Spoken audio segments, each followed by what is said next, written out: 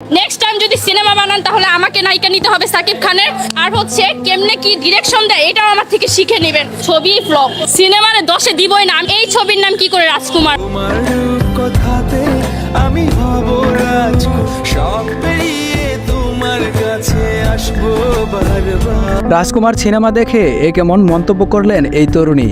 রাজকুমার cinema দেখে হতাশ এই তরুণী যে মন্তব্য করলেন, ভিডিওটি না টেনে সম্পূর্ণ দেখতে থাকুন।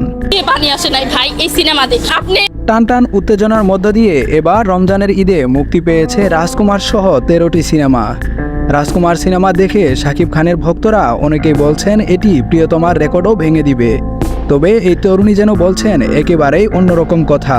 এই তরুণী বলেছেন রাজকুমারে যে নায়িকাকে ব্যবহার করা হয়েছে তার জায়গায় যদি তাকে ব্যবহার করা হতো তাহলে হয়তো ছবিটা আরও ভালো হতো।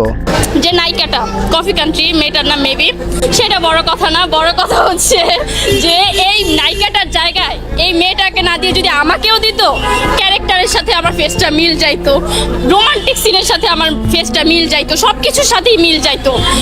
এই তরুণী বলেন প্রিয়তমা সিনেমা দেখে আমার চোখ দিয়ে পানি এসেছিল, কিন্তু এই রাজকুমার সিনেমা দেখে আমার চোখ দিয়ে তো দূরের কথা কোনো জায়গা দিয়েই পানি আসেনি। প্রিয়তমা দেখে অ্যাটলিস্ট কান্না করছিলাম। হ্যাঁ, ভিতর থেকে আমি এমন শক্ত একজন মানুষ, আমার সামনে যদি আমার জামাই শুয়া গড়াগড়ি করে কান্না আসে না, তো ওই যে প্রিয়তমা সিনেমা দেখে আমি কান্না করে দিছিলাম আমার মতো এরকম একটা পাষণ্য মেয়ে। বাট আজকে চোখ দিয়েও পানি আসেনি, কোথাও দিয়ে পানি আসে নাই ভাই এই সিনেমা দেখে। এদিকে সময় টিভির তথ্য অনুযায়ী বাংলাদেশের সিনেপ্লেক্সগুলোতে রাজকুমার সিনেমার শো বাড়ানো হয়েছে।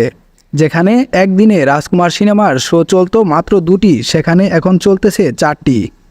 তবে এই তরুণীর ভিডিওতে অনেকেই মন্তব্য করেছেন, চলুন সেই মন্তব্যগুলোকে একবার দেখে আসা যাক।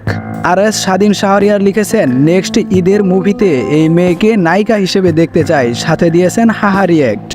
হেরক মোল্লা লিখেছেন কথা ভালো লেগেছে, চোখ দিয়ে পানি আসে নাই, এমনকি কোনো জায়গা দিয়েই পানি আসে নাই, সাথে দিয়েছেন হাহা ইমোজি। MD তৌহিদুল ইসলাম লিখেছেন এই মেয়ে মুভি সম্পর্কে ন্যূনতম জ্ঞান নেই, সেটা তার কথা বলার ধরন দেখে বুঝতে পারা যায়। তার ভাইরাল হওয়ার একটা চিন্তা আর কিছুই না। MD সোরাব LG লিখেছেন তোমার ছবি দেখতে বলেছে কে? ইসমাইল বারো ভুইয়া লিখেছেন ভাইরাল হওয়ার নতুন ধান্দা। ফারজানা ইসলাম লিখেছেন যাক অনেস্ট একটা রিভিউ পেলাম, সাথে দিয়েছেন হাহা ইমোজি। তো দর্শক, এই ছিল আজকের ভিডিও। পরবর্তী ভিডিও পেতে আমাদের সাথেই থাকুন।